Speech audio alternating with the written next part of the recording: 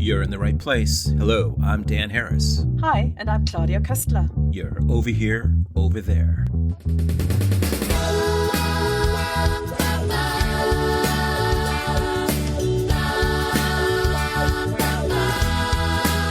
Welcome to Over Here, Over There, a global conversation about how we see others and others see us. I'm Dan Harris. I'm going to hand this over to my podcast colleague, Claudia Koestler, senior editor at the Süddeutsche Zeitung in Germany, who will tell us in a moment what's on her mind this week. But first, as a reminder, you can follow us on social media and contact us via our website at overhereoverthere.org. We'd love to hear from you. And please don't forget to subscribe and tell everyone about the podcast. And now, without further ado, over to Claudia. Thank you, Dan. It may or may not be the season of gifts over there where you're listening. But no matter any holiday season, in this day and age where we are so interconnected with so many people in the world, there is always someone's birthday on the horizon, isn't it? And with it comes the panic. What to give as a gift? I bet you have some stories to tell of gifts that you got and of those where you yourself have been wrapping up your feelings in pretty paper and handing them over with hopeful anticipation, only to see confusion, indifference, or disappointment in the other's face. But let's see if your stories of the worst gifts imaginable can outmatch mine, because at least in my circles, I am unchallenged in the world's worst gifts. I'm the queen of a realm made of sheer bewilderment and outright laughter, so let's unwrap those gifts, shall we, and compare them to yours. Before I pick up the first one, let me clear the table of one linguistic peculiarity in my native tongue German compared to English. The word gift exists in both languages. But while a gift from an English-speaking person is hopefully something nice, or at least with the intention of making you happy, please never accept gift from a German, only a present, because gift means poison. Of course, I leave any attempts of harming anyone out here, so any mentioning of gifts here is truly in the English sense of the word, apart maybe from one or two occasions, which I will come to a bit later. I bet that you too have at one or possible multiple occasions been the victim of a mystery box. A huge thing that looks so appealing and promising. Size matters, right? At least when it comes to gifts. But you kind of get suspicious when you lift it and it weighs just as much as a feather. So the latest computer, hoverboard, or any cool gadget is already out of the equation. Then it rattles like castanets, and that noise shatters your hopes further. Either the thing inside is broken, or you are in for no treat. And yes, once opened, you find just another box in there, and another one, and another one. Congratulations, you have just won the gift-giving equivalent of a Russian nesting doll. Unless what you eventually find is a diamond ring, you and the gift giver are probably no longer the best of friends. In my latest occasion, it was a tiny plastic figurine of an owl I found. And that was actually one of the better gifts I got, believe me. Maybe you'll counter with another popular flop, the DIY disaster. Oh, to hear the dreaded but proudly proclaimed words, "I made it myself," as you unwrap something lopsided, and then the well-mannered smile as your mind is desperately trying to figure it out. What is it? A lampshade? A macaroni mosaic? The only thing clearer than your confusion is the fact that glue is involved. Lots of it.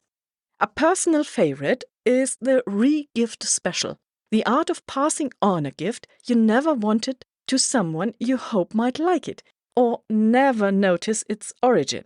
But sometimes the universe conspires against you, and that candle holder you received last year and that the penny pincher in you proudly passed on to someone else makes a triumphant return to your doorstep.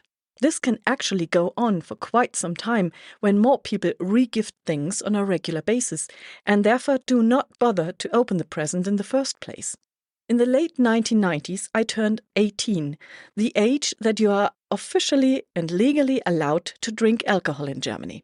My grandparents gifted me something that had the shape of an alcoholic beverage in a bottle, wrapped in a bit of a scruffy old-fashioned paper. I didn't get suspicious in the beginning, as we all knew my grandparents liked to recycle old wrapping papers.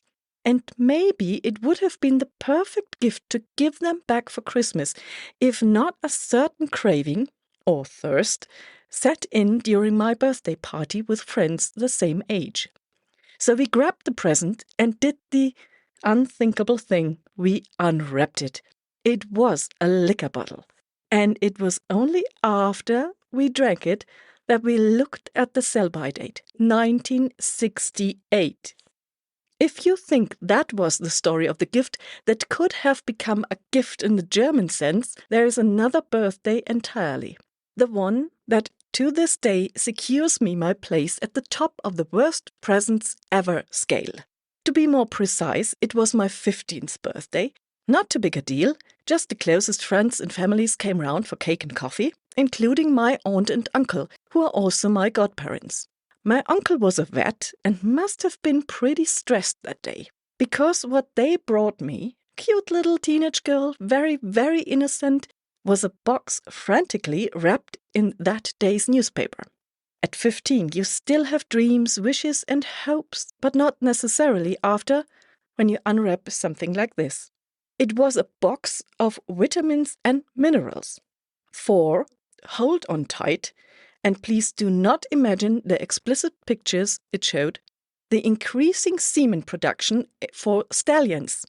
The fact that I didn't have a horse, not to speak of a stallion, nor did I breed anything in my parents' city flat, that all didn't bother him.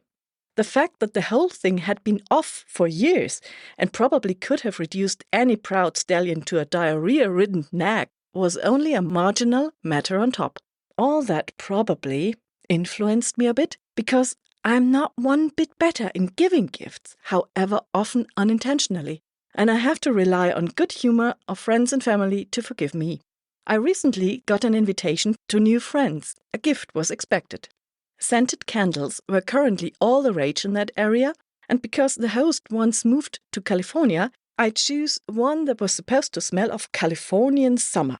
His wife was delighted with the gift and lit the candle immediately.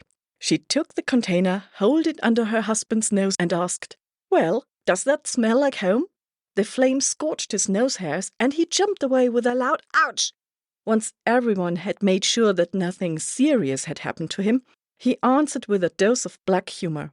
He had somehow only noticed the smell of burning, but yes, this did remind him of Californian summer and the forest fires there. But hey, it's the thought that counts, right? In the end, behind every questionable gift lies hopefully a well-meaning, if slightly misguided, giver. So the next time you unwrap a garden gnome riding a unicycle, just smile, nod, appreciate the laughter that comes from a world of the worst gifts. Thanks, Claudia, and thanks to you out there for listening. If you have feedback on today's or previous episodes, please let us know on social media and our website, overhereoverthere.org, where you can also find our Patreon page. Please don't forget to subscribe and tell good people like yourselves about the podcast. Until next time, thanks for listening to Over Here, Over There.